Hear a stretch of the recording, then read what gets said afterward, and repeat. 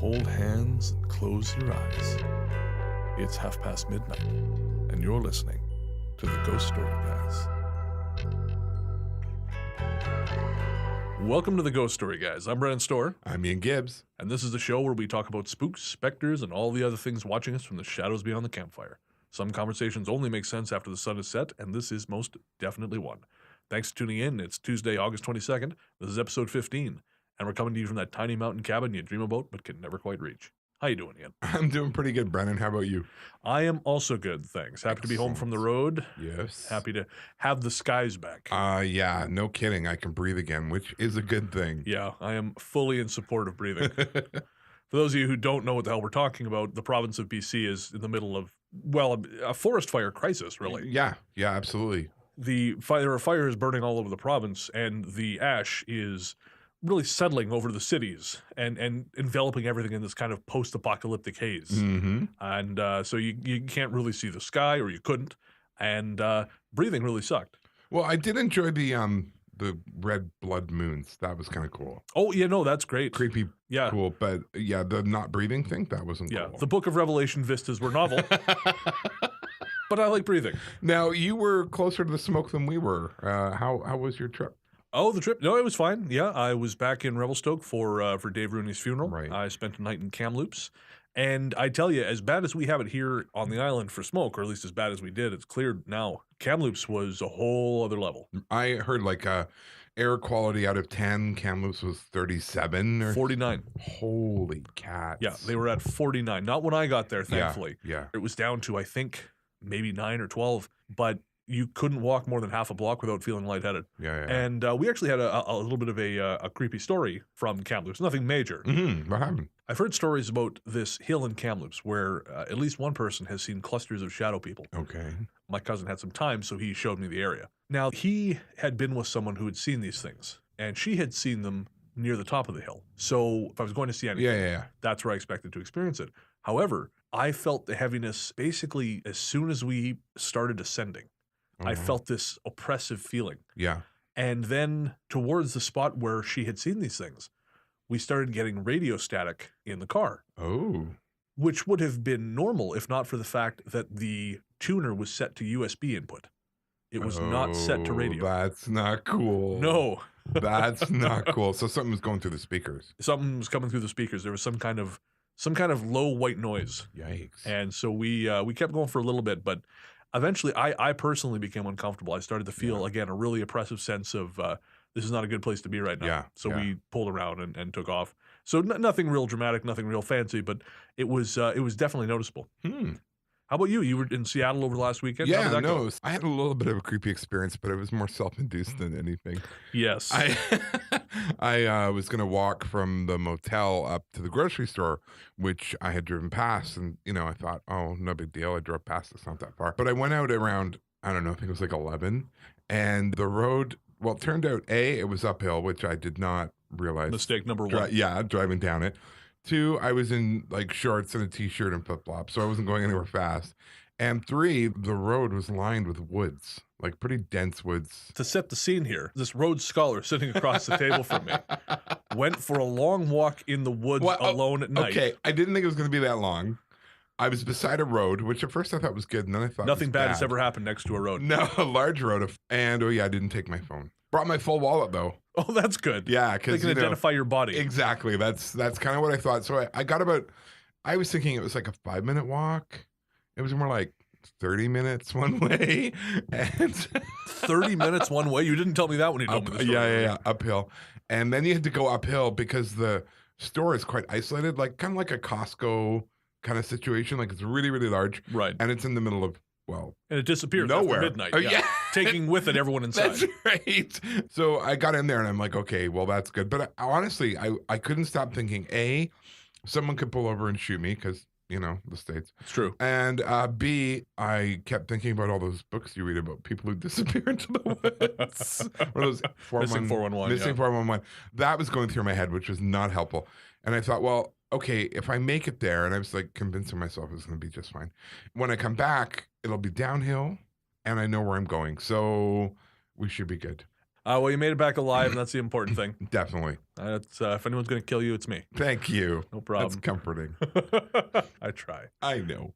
All right. So on this episode, we have a guest, one you were particularly excited about. Absolutely. The guest is Richard Estep, co-author of Spirits of the Cage, True Accounts of Living in a Haunted Medieval Prison.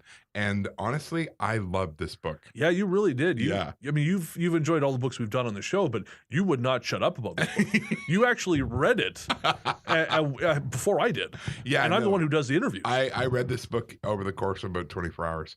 I loved it because, first off, it's a great story. Right. The setup is amazing. And what I really loved, the way they set it up was you've got Richard telling his experience as an investigator with his team. And then you flip to the lady who kind of experienced all of this, and she tells her side of the story. So her story is sort of set in the past, and it unfolds the story, and Richard's parallels along. Coming up after the break, Richard Estep will be on the line talking about demons, witches, and his investigation into the haunted medieval prison, The Cage. We'll be right back.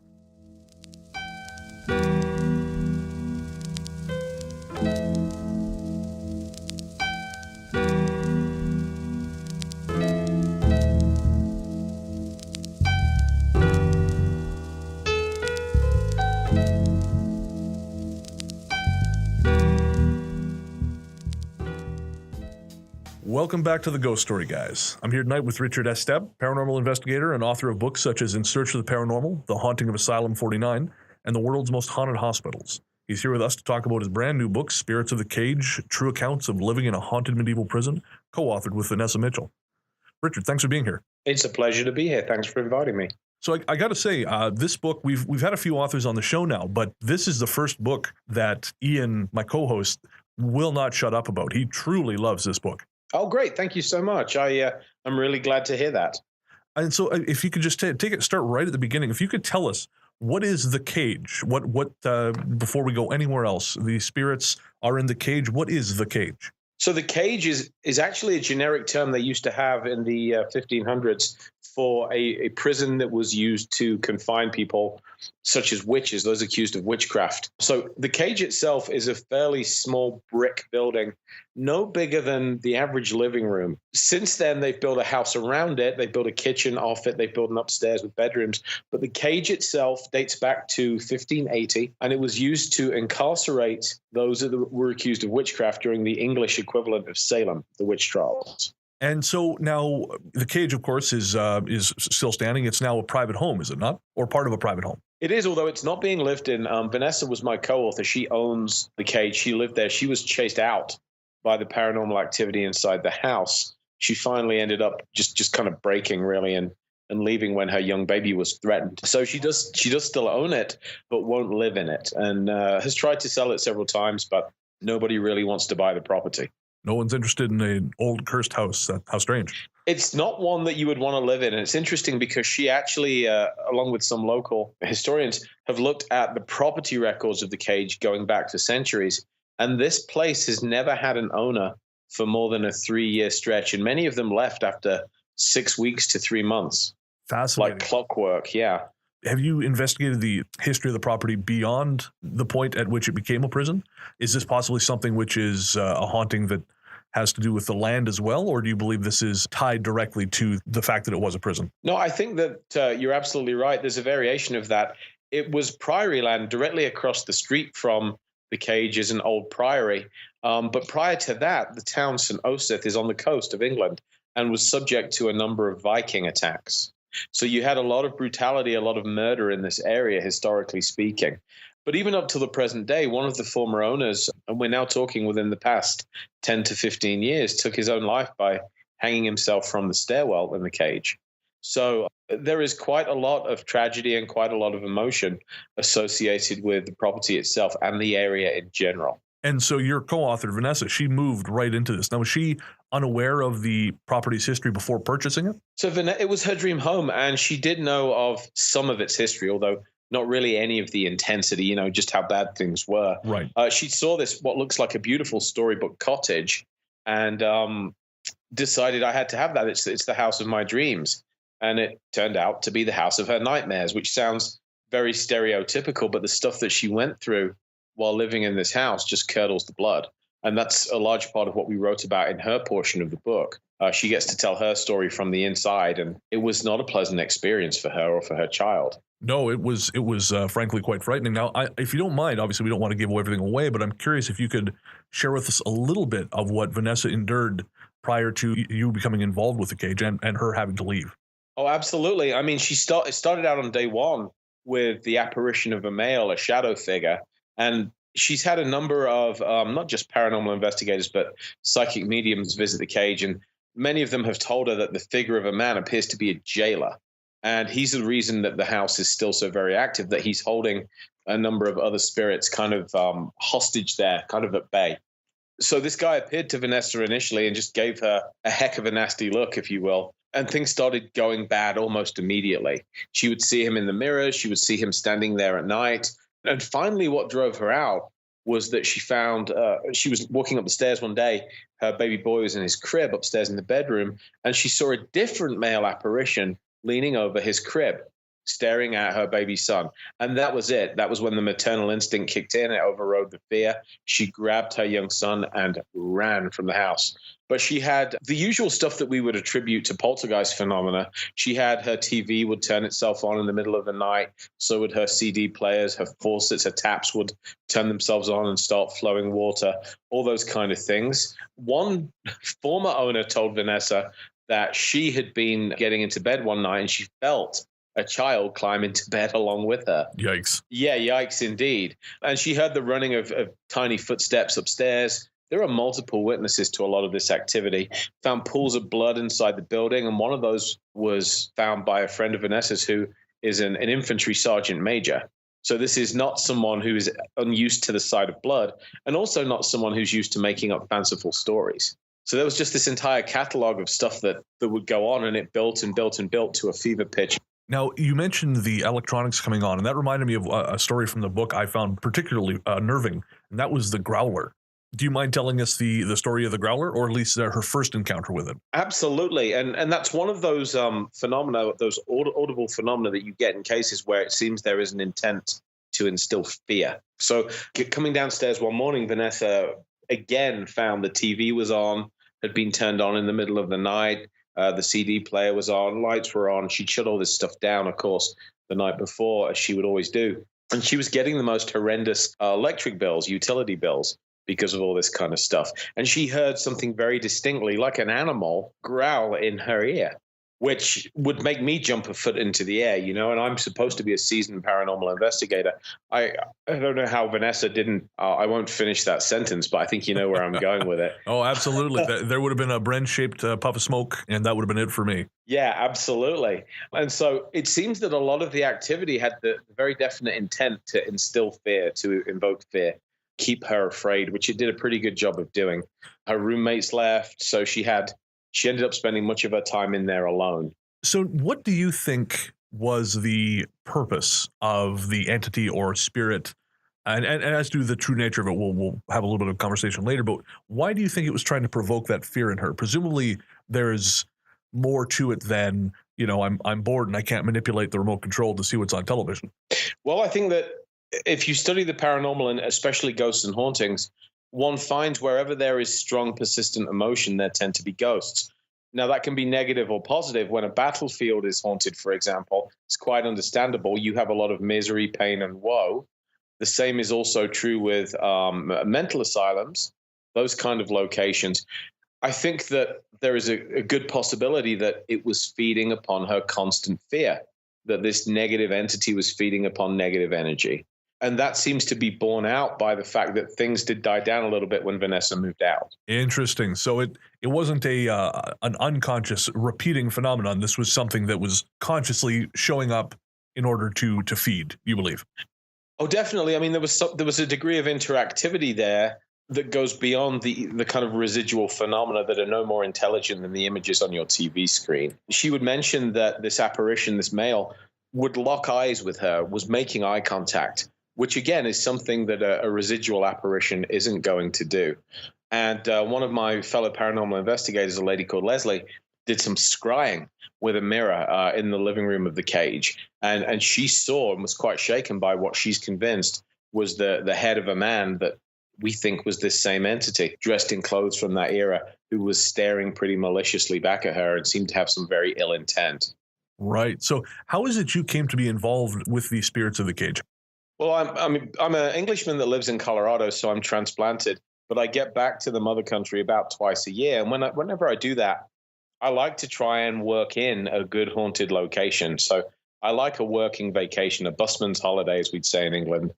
And so I'd seen the cage on a number of TV shows, and I thought this is a really interesting location. It's small, so I wouldn't need a big team to control it. I could take just 2 or 3 other people, and we could investigate this place quite thoroughly over the space of a week. So I reached out to Vanessa, and she said, I tell you what, if you want to come and find out for yourself, I'll hand you the keys. Just don't expect me to spend any nights in there with you guys, okay? So 6 months later, that's exactly what happened. I took my fellow investigator, Stephen Widener, who is a Catholic priest as well as a paranormal investigator. We flew over to meet a couple of my friends from the UK, and the 4 of us basically moved into the cage for a week. And we threw every piece of investigative equipment and every technique we had into trying to uncover just what was going on. There was two things I was really curious about regarding your methods. The human pendulum, for example, I had never heard of that before. And I would love to know a little bit more about that.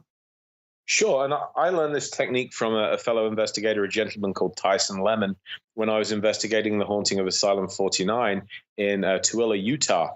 But essentially, the human pendulum is a technique where you have a volunteer that stands still and as relaxed as possible while still remaining upright, and asks any entities present to use their body as a means of communicating. And then you will ask for the entities to show you a yes position. And in some people, not all, but many, they'll find themselves being pushed or swaying forwards or backwards or left or right to whatever position signifies yes. And then the same request is repeated with no. And then you have a means of answering yes/no questions. And skeptics quite rightly point out that the human pendulum can be explained away by ideomotor muscular movements. In other words, we all have a subconscious desire to please, so our own bodies may actually be making us lean, in that direction, rather than this being genuine spirit communication. And I found that fascinating, so I wanted to test it. I ended up putting on headphones on one of my investigators and playing the theme song from the Lego movie. Right. Because I can be quite cruel when I want to be. Yeah, so I put this earworm in place. And the key thing was then that the investigator couldn't hear me asking questions, didn't even know when I was speaking, let alone what question I was asking. And I would stand behind to rule out the possibility of lip reading. And we were still getting some pretty fascinating, intelligent responses. That worked on me also, so I took my turn as the pendulum too. And if any of your listeners are paranormal investigators, as I'm sure they are, it's an interesting technique to use. For me, the jury's still out as to whether it's genuine spirit communication or purely involuntary muscle movement, or a combination of the two. So it needs to be paired up with other means of gathering data, but nonetheless, it's useful. Right. And if we just take it on faith that it's a legitimate method of contact and not ideomotor muscle movement, do you believe there's any danger in terms of offering yourself up like that? If we are just to accept that we are in fact communing with something else, do you think there's any inherent danger in saying you may adjust me as you please? Are you inviting something into your personal space? I think that there's no more danger in that than there is in using a Ouija board or any of the other channels that people use to try and communicate with spirits. And of course, that begs the question, Brennan, I'm sure you were going to ask, well, aren't Ouija boards, which we also used in the cage, aren't those every bit as dangerous? And I think a great deal of it comes down to intent. I'll give you an example of a recent experience I had. I flew to England in February to investigate a haunted house called The Hostel in Hull. Now, I took a Ouija board with me, and it so happened to be my wife Laura's grandmother's Ouija board. And so Laura actually said to her grandmother, who, by the way, has passed away quite a few years ago, she said, if you are actually watching over the board, make sure, please, that Richard isn't bothered by any negative spirits. No harm or danger can come to him. So I took the board with me. We tried to get it to work in this location. Not a thing. The Ouija board obstinately refused to work. It would barely crawl. Now, there was also a Ouija board in there in the house that had been left. So same sitters, same environment, same everything. We brought that out, and this thing started flying. I mean, we could not shut it up. And we soon discovered that the information coming through this new Ouija board was, shall we say, prankster-ish at best. Absolutely very misleading and unreliable. I was trying to puzzle out why the first board hadn't worked. And of course, one of the possibilities is that we'd been very specific. My wife had been very specific that nothing with hostile intent or nothing with malicious intent would be permitted to come through it. Right. It, in effect, would have stopped you from being messed with. Yeah, and I think that a board has to be opened and closed correctly, as does the human pendulum. So start out with some protective measures. State your intent, that you're only willing to interact and are only giving permission for spirits with noble intentions to communicate with you. Envision yourself protected by light, all of these kind of things. And I know that depending upon the personal belief system of the investigator that's using it, some may use sage, and everybody has their own favorite techniques that work for them, don't they? As long as those are employed, and I think that the requisite amount of respect is used, I think it's safe most of the time. I'll never say 100% of the time, but the majority of the time. Right. And did you have any luck in the cage with a Ouija board? We did. We actually made contact with, well, this of course does assume that you believe with Ouija boards we are communicating with discarnate entities as opposed to the subconscious of the sitters. Of course. Because there is that school of thought that says what you're actually communicating with is the sitters themselves. Our own idiomotor muscular activity is to blame. If you do accept that you might be communicating with some kind of discarnate entity, we were talking with an entity that claimed to be a shepherd from priory lands. I was fully expecting to hear, I was a tortured soul that was kept in the cage during my lifetime. And if imagination was at play, that's what you would expect, isn't it? Oh, absolutely. And I think that's a fascinating detail and very telling. Yeah, I was absolutely ready to be hearing from either one of the accused witches or from the jailer, something along those lines. And we got nothing like that. What we got was an entity, as I said, that claimed to be a shepherd on priory land. And he said that his name was Redfast, which seemed like a very odd name to me. Redfast is not a modern name for sure. But I did some research afterwards and found that a few hundred years ago, Redfast was the nickname you would have if you were red-faced. Oh, really? So the jolly Santa Claus, red-faced, likes a drink kind of person would often be nicknamed Redfast. And it was something that none of us knew. No, that's a very obscure piece of information. It was. And again, it's not something I would have expected our subconsciousness to dredge up. So you made contact, and again, we don't want to give away too many of the stories. We want people to pick up the book. But I recall reading that a little bit later in the investigation, you were there for a week? Yeah. You had some trouble with your laptop. Yeah, it started behaving very erratically. That's right. And I still have the laptop. I've written a number of books on it. It's always behaved very well before and since. But in the cage, it did something I've never seen it do before. I'm a big believer in keeping a log of everything that happens as it happens. So it's my custom on an investigation. I'll hook up my laptop. I'll open up a Microsoft Word document, and I'll tell everybody that's with me. So if anything strange happens, even if it's a completely subjective thing like a sensation, you thought you heard something, you thought you felt something, I don't care, timestamp it, and then log it on this Microsoft Word file, because, we may be able to cross-reference that later. So we had a good 2 or 3 pages of log information at the time. I went out to meet with Vanessa because she wouldn't come into the cage after dark. And I get a text from my colleague saying, "Are you remotely connected into your laptop?" And I said, "No. In fact, there's no Wi-Fi in the cage, so it's not connected to the outside world at all, or it shouldn't be." And they said, "Well, it's doing something strange. We'll make a recording of it for you." And looking at the video footage, somebody or something somehow is scrolling through that log of mine. So going down line by line as though reading and digesting the contents of the log, scrolling down to the bottom of the page, the third page, then would bounce up to the top and then come back down more slowly as though reading it a second time. And I've never seen the laptop do anything like this before. And I've taken it to a number of locations, both haunted and not. It's behaved perfectly ever since. It behaved perfectly prior to going to the cage. Only saw that odd experience inside there, and I can't explain it. And have you seen, obviously not in your laptop, but in any other electronic equipment, anything that extreme in a haunted location, anything that unusual?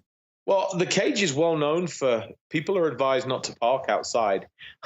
Really? It's well known for draining car batteries that are parked outside.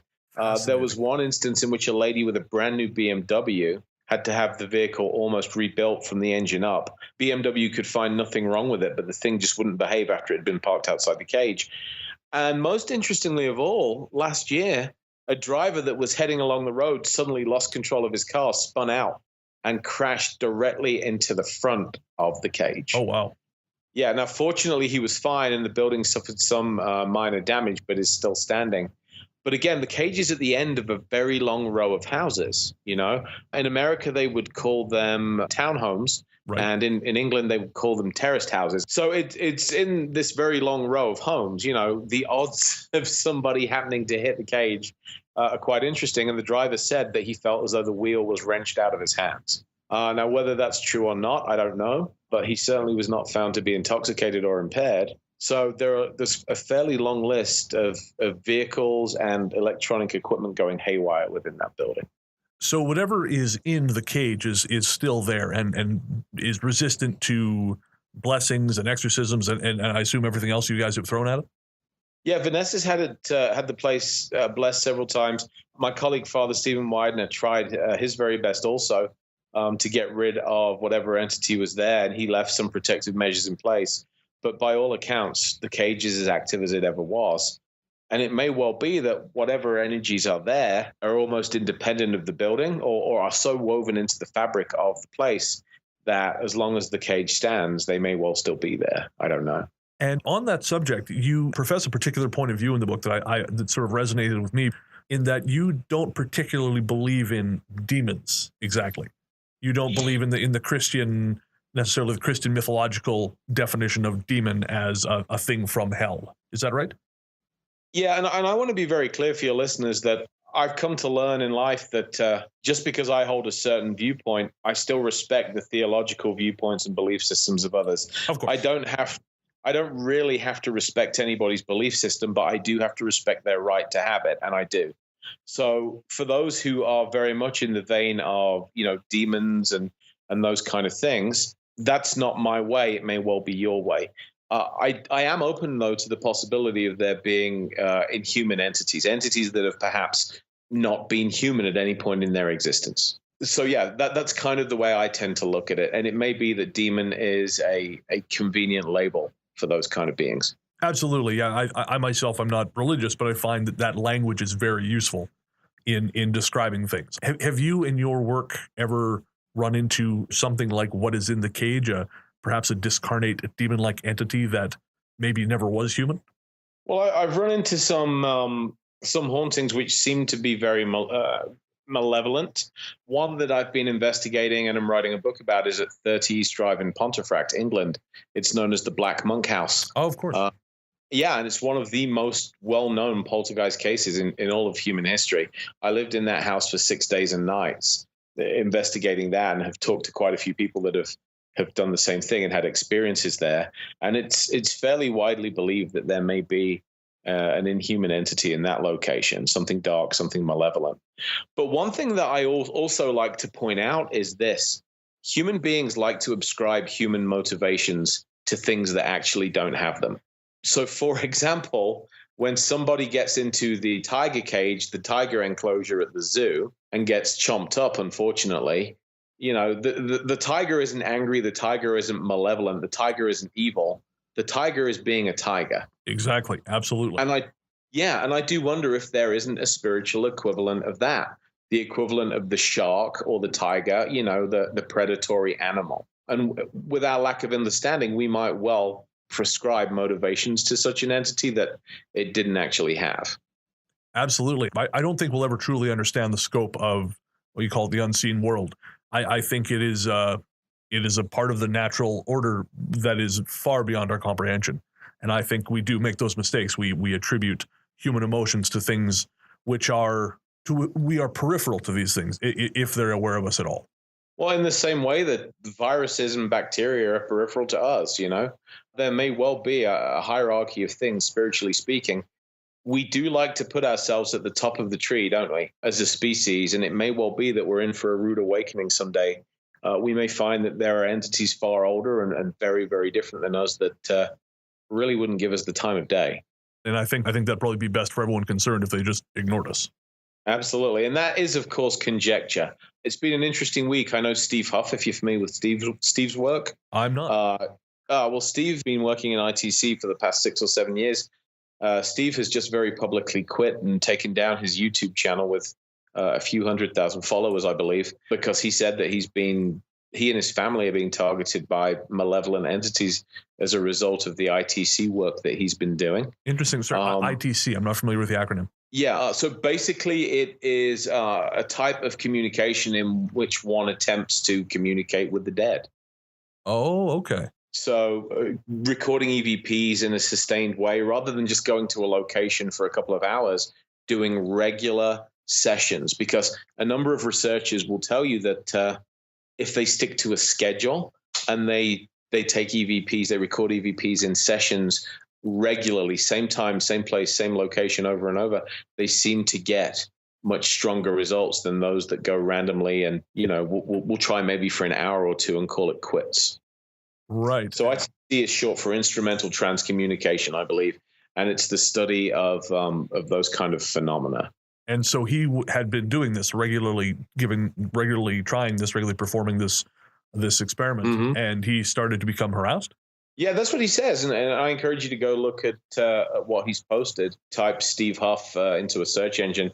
You can see Steve's story. I've never met him, and I don't know a great deal about him, but I've seen his devices. He was a builder of devices, which he said have yielded some very good results in the field of paranormal research. I know several friends that use them, although I don't have any myself. It's an interesting state of affairs, to be sure. And I've investigated some places which are supposed to be very demonic. I mean, one good example is Bobby Mackey's Music World in Wilder, Kentucky. Oh, of course. Yeah, I'm sure you've heard of that. I have. We had Matt Swain of Ghosts of Country Music on the show a little while ago. A number of people, and I think this began with the TV show Ghost Adventures, have claimed that Bobby Mackey's Music World is essentially a portal to hell. It's so dark and so malevolent. It was one of the quietest nights I've ever spent as a paranormal investigator. Really? Mm-hmm. Are you as sensitive as well? Can you feel in addition to sort of using the technology? No, as my wife will tell you, I'm very insensitive. I used to be a very tech-heavy investigator. I would be interested in the numbers. Right. I've drifted a little bit away from that as I progress, mainly because I now view locations with the eye of a writer, and I'm looking at the narrative. Right. But I have a number of friends and colleagues that work on the sensitive side, and a number that work on the tech side, and I kind of try and weave that all together into a narrative so I can bring a reader along with us for the ride.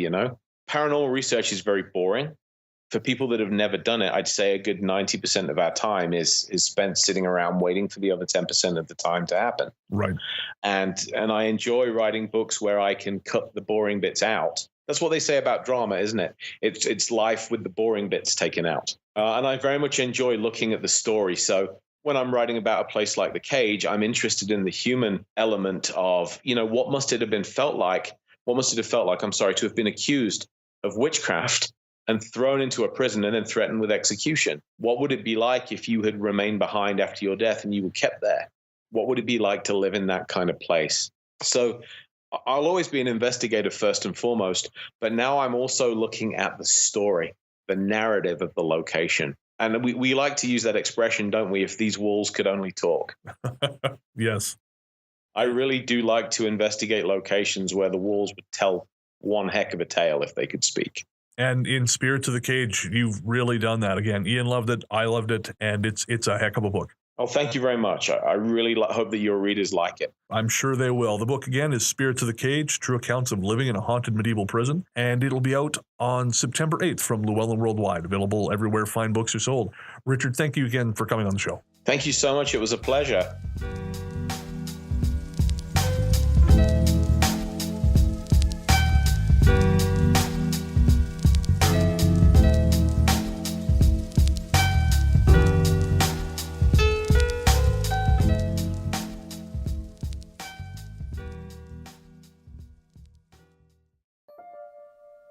This episode of the Ghost Story Guys has been brought to you in part by coffeecrew.com.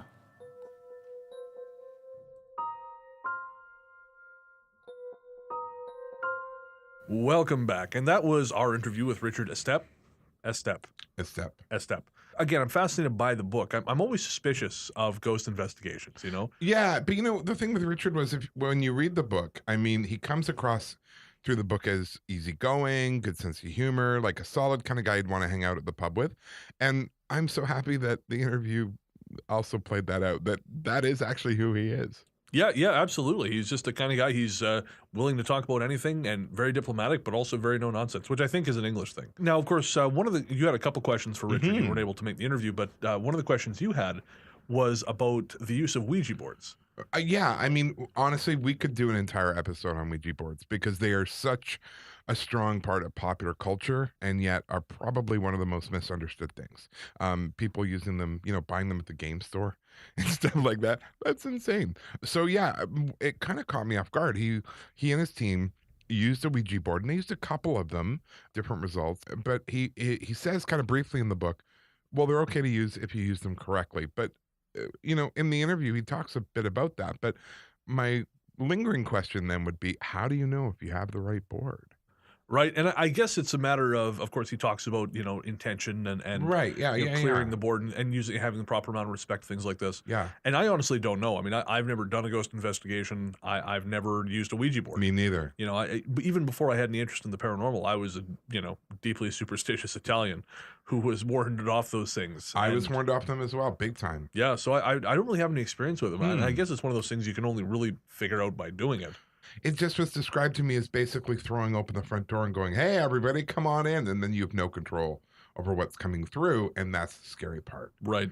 I think my take on it is that if you don't have the ability to narrow your focus, right, then you just shouldn't. Yeah. You know, it's like anything. If you can't handle the recoil on the gun, don't fire the gun. That's a really good way to put it. You know, if you can't use the tool, don't use it. Now, you were freaked out by something else in the book a little more than just the good old Ouija board. Well, the human pendulum thing kind of freaked me out. And of course, we talked about that. I asked him if he felt that it left you open to possession or things like this. And he didn't feel it did, but I got to. But in the book, I mean, these people are thrown around at a couple points. Yeah, their bodies are kind of jerked at odd angles, and I mean, you know, that sounds like it might have its appeal, but I just wonder, and it's very, to me, it feels very invasive. But as we discussed in the last episode, I'm not a hugger, right?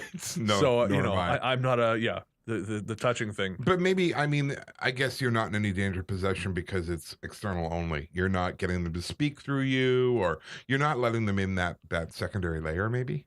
Maybe, yeah. I mean, again, he seems to know more than either of us, and he trusted it. So yeah, it's a fascinating thing, though. I've never actually heard of this. No, I hadn't either. I've never heard of it.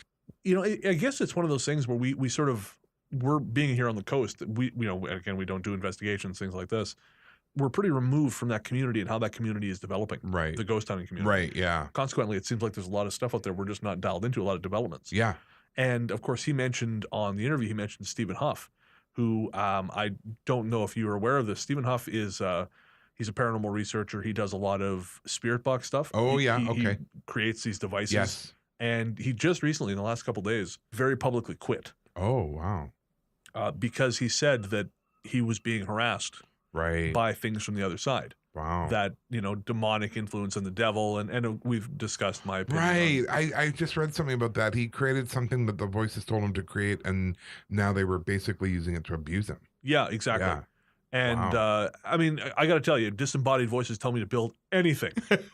They can go roll their hoop. Well, it's a bit like in our Annabelle episode. If a spirit says, please let me stay, I love you and I'm lonely, the answer is no. Nope, there's the door. Yeah, there's. Not today, the devil. I mean, I remember, I've told this story before on the show, so I'll make it quick, but I remember doing a ghost hunt in Chicago that we did like as part of a vacation Nikki and I took. And they gave us they had a ghost box, which is just basically a broken radio. You know, you ever rented a car? You're not really sure how the stereo works, so you accidentally hit scan on the radio, and it just keeps changing stations, and you can't figure out how to stop the goddamn thing. Yeah, someone figured out how to turn that into a $400 a pop box. I got to use one of those. Yeah, I went with a friend on one of her paranormal investigations, strictly as sort of a what stories can I get from it And it actually gave some words in response to what we asked. And it gave some words in the context of the conversation we were having. And it drops them in. And yes, this is all open to interpretation. I get that. But it was interesting, especially for me, who I'm a very kind of verbal, language person. And so it was interesting. You talk a lot, is what you're saying. Shut up.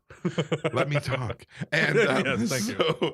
And yeah, no, it was cool to see some of the responses that were tying in. And just as cool as that was, it was annoying to get responses that meant nothing. Like, oh, are you upset? Mento scum. Purple. Yeah, like, what? Come on. So, yeah, who knows? I will say, if anyone out there has any experiences with Ouija boards, we would love to hear them. Just shoot us a message either at ghoststoryguys@gmail.com or via our Facebook page. We've actually had a lot of activity through the Facebook page recently. A ton. Yeah, of course, we had last weekend, or sorry, not last weekend, but just after putting together the last episode, we had a message from Simon Reynolds and his family. Yeah, they were traveling across from Ontario and were hoping to catch a ghost tour. Unfortunately, I wasn't doing it that night. But when we found out, Simon's dad kind of set this up without telling him. Simon turned 13 the night he went on the ghost walk. And so Brennan was out of town, but I was able to go down and say hi to him and sign his book. And he had Brennan's book, which I declined to sign because I thought that would be weird. We were also able to give him a Ghost Story Guys t-shirt. So that was pretty cool. That's great. But I should make a disclaimer and say that it was used. And it's the only way. So sorry, Simon. But he seemed appreciative. Oh, that's cool. Yeah, no, I was bummed that I was out of town. I would have loved to have been there for that. They were a great family. It was really cool. That's great. Yeah. And we also had a message. We had a bunch of messages from Melanie, actually. Yeah. Who I think we have not responded to, or at least all the way. I think there might be a couple messages we have yet to respond to. Okay.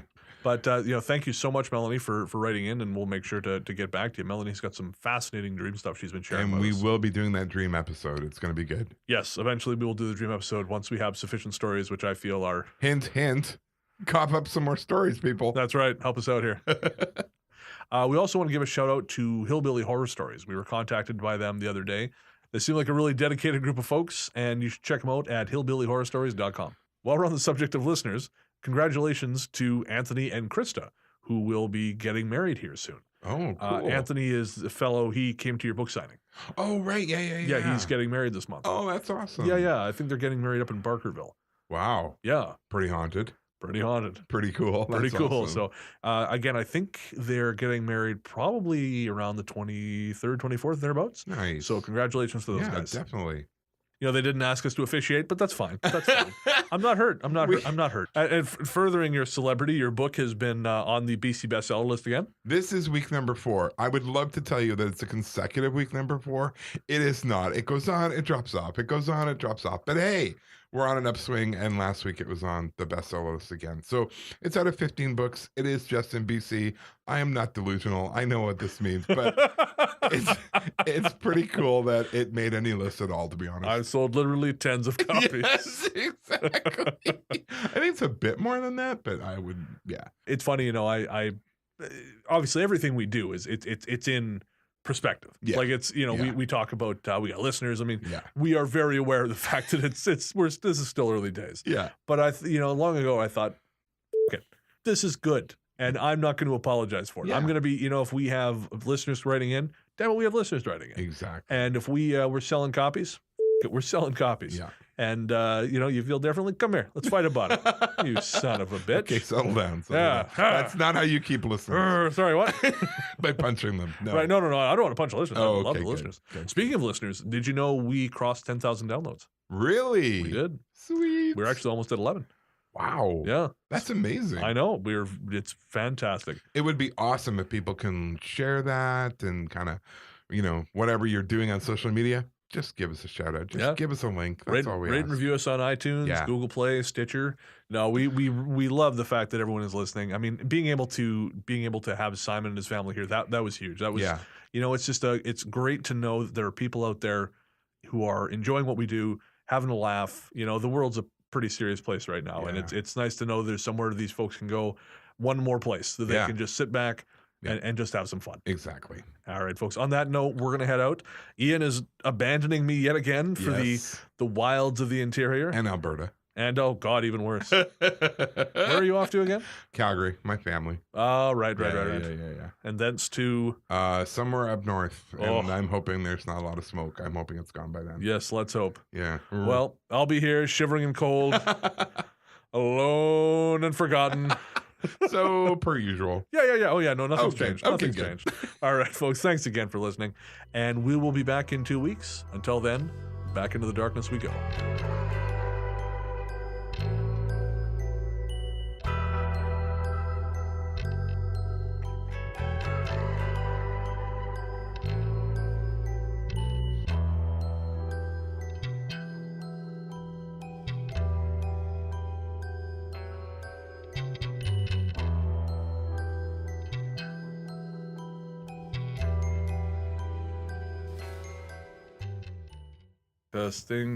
Testing. Make sure this thing is working. I think it is. Oh, yeah. For some reason, Oh, yeah.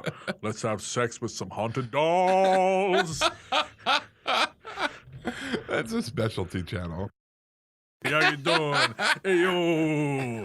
Because I'm Andrew Dice Clay, apparently. Exactly. Lying is hard.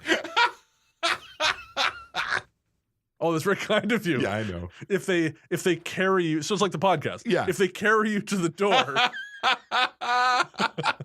then I'd do it. and they operate your hands like Geppetto. Yeah, and then feed me, because I shouldn't have to do that myself. No, you are above such petty concerns. Absolutely. Spooky teeth. Just record anytime. Oh, now we're in a hurry.